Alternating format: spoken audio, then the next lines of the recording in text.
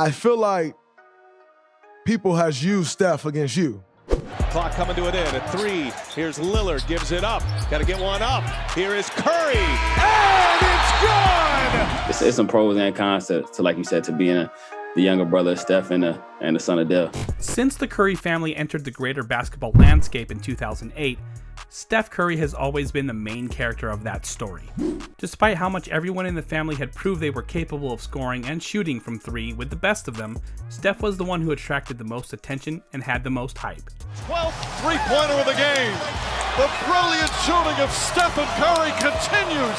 While a lot of that attention and respect is deserved, Seth Curry has done incredible things in his basketball career that have largely gone unnoted. This is why Seth Curry might just be the most underrated player in the entire NBA. Ever since Seth Curry was in college, people have been underrating his ability. After Seth finished his freshman year as a star player at Liberty University, and Steph was leaving Davidson to go to the NBA, Seth transferred to the collegiate powerhouse of Duke, where many thought he would just come off the bench and serve as a cog in the Blue Devils' 30-win mega machine. Curry for 3. Got it! Instead, Seth started 86 games over the course of 3 seasons in Durham, hitting 42% of his three-point attempts, and was named to the All-ACC team for his senior year. Not a bad collegiate career at all for Steph's little brother. Despite those all-conference honors in one of the country's best leagues, Curry still went undrafted in the notoriously weak 2013 NBA draft. He was regarded by scouts as too small and not athletic enough to be a potential success in the NBA. So, Seth spent the majority of his first 2 seasons after college playing in the NBA's developmental league, where he was named an All-Star in both of those 2 seasons. Even still, Seth needed to play in the 2015 Summer League to prove he was worthy of an NBA contract. After scoring 24 points per game and being named to the All-Summer League first team, he earned a 2-way guaranteed contract to play for the Sacramento Kings. In Sacramento, Seth was a regularly used bench player, but not much more. In 15 minutes per game, he shot 45% from beyond the arc and scored 7 points per game. After that season, Seth opted out of his guaranteed second year to become a free agent once again when he signed with the Dallas Mavericks. And finally, after 3 seasons of waiting for his chance, Seth showed how good he could really be. With his hot shooting run recently, which continues! In Dallas that year, he played 30 minutes per game and started more than half the season in the starting lineup, scoring 12.8 points per game and shooting 43% from downtown. Unfortunately, Seth did not get the chance to build off that season, as a leg injury sidelined him for the entirety of the next year. In free agency, once again before the 2018-19 season, Seth was only able to receive a 1-year contract worth around $3 million with the Portland Trail Blazers, despite his production 2 years prior. Seth was still able to show his quality in a bench role in Portland, playing almost 20 minutes per game. He averaged 8 points and shot an outstanding 45% from 3. He also was a key member of the rotation and shot a very effective 40% from 3 during the Trailblazers' run in the Western Conference Finals, their first time reaching that level of the playoffs since 2000. Finally, in the 2019 offseason, Seth got the kind of contract that a high-level role player in the NBA deserves. He made his return to the Dallas Mavericks, signing for 4 years and $32 million total. Seth picked up right where he left off in Dallas, this time paired alongside rising star Luka Doncic. Curry averaged 12 points per game and led the team by shooting 45% from three-point range. Dallas also registered the league's best offense that season, scoring 117 points per 100 possessions. Even though the Mavericks lost in the first round of the bubble playoffs, Seth scored 13 points per game and shot 48% from 3 in a bench role. That was enough, however, to increase his value to where he became a trade target for contending teams across the league. Before the 2020-21 season, the Philadelphia 76ers hired a new general manager and former Houston Rockets boss Daryl Morey. His first objective was to acquire lethal outside shooters to pair with his 2 All-Stars in Joel Embiid and Ben Simmons, who both have much stronger inside scoring ability.